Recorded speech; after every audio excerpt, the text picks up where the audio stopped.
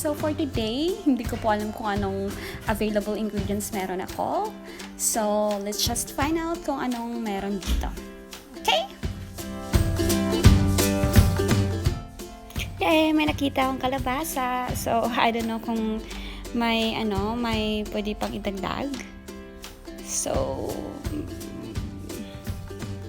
I think may beans pa ako dito. So, yay! Beans! At try nating i-check kung pwede nating gamitin yung talong.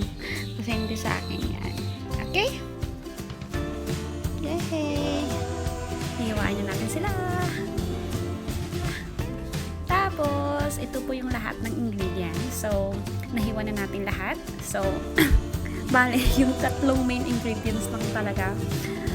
Itong kalabasa, tapos itong talong na from yard lang kasi may mga pananim dito na talong at saka beans. So ito yung mga ingredients, yung oil, so mga 1 teaspoon or 2 teaspoon or 1 spoon, tapos yung seasoning, tapos pepper as normal as usual, tapos asin at saka toyo. Tapos beans, yung ganyan lang paghiwa mo, tapos yung talong. So basta hindi ko yan uubusin kasi marami siya.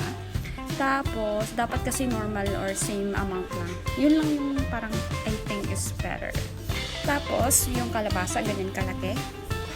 Tapos manok, ubusin yan. Tapos frozen pa siya, so ayan, naubusin ko yan. Tapos, nuggets. So, actually, okay lang nang walang nuggets. So, gagamitin ko lang yan kasi malapit na siyang ma-expire. So, yan. Okay? Right. So, yeah, as usual, mag-heat tayo ng pan. Tapos, once ready na yung oil, ilagay na natin yung manok. So, hanggang mawala yung red niya. Tapos itong nuggets na to, I don't know exactly kung anong gagawin ko nito para malagay siya. Pero siguro ipiprito ko na lang siya. Pagkatapos prituhin yung nuggets, kinuha ko na siya at the same oil. Ilagay ko yung kalabasa. Tapos stay ko lang siya alone for just a minute. Tapos, ilagay yung manok. So, actually, kulang to. Idadagdag natin yung natira pang manok. So, takpan lang ng mga 1 minute. Okay? After a minute or less than a minute, so, ilagay natin yung beans, yung talong, at saka i-mix. Tapos, leave it lang siya na walang takip para hindi siya malata. Okay?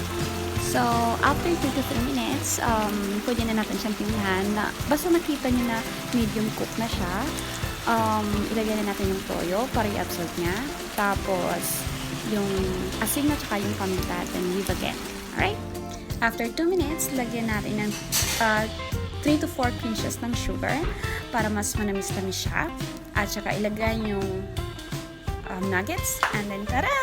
Ready to serve! So, yeah, ready to serve na yung gulay natin. Thank you for watching po and enjoy your meal. Bye!